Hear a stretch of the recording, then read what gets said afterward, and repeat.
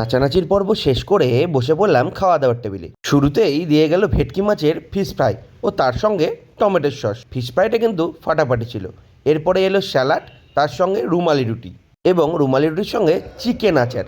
রুমালি রুটি আর চিকেন আচার কম্বিনেশন কিন্তু দারুণ। এরপরে যথারীতি এলো পোলাও এবং তার সঙ্গে কাশ্মীরি আলুর দম আর কাতলা মাছের কালিয়া। এরপরে এলো বহু প্রতীক্ষিত মটন। ততক্ষণে আমার পাত খালি, তাই আবার নিয়ে নিলাম পোলাও। মটনটা কিন্তু দারুণ সিদ্ধ হয়েছিল। আমার কিন্তু একটু বেশি সেদ্ধ মটনই খেতে ভালো লাগে। তারপরে এলো আমের চাটনি, লট চমচম এবং রসগোল্লা। মিষ্টির পর্ব শেষ করে দিয়ে গেল আমুলের নলেন গুড়ের আইসক্রিম।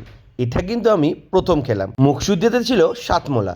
এরপর গরম গরম ধোঁয়া ওঠা জলে হাত ধুয়ে নিলাম। বেরোনোর পথে দেখি মেয়ে কোথা থেকে এক ঝাঁক বেলুন নিয়ে বেরিয়ে আসছে। এরপরে আমরা খাওয়া দাওয়া শেষ করে একটু গল্প করে রওনা দিয়েছিলাম বাড়ির পথে। পরের ভিডিওর জন্য অবশ্যই চ্যানেলটিকে সাবস্ক্রাইব করে রাখুন। আজকের মতো টাটা।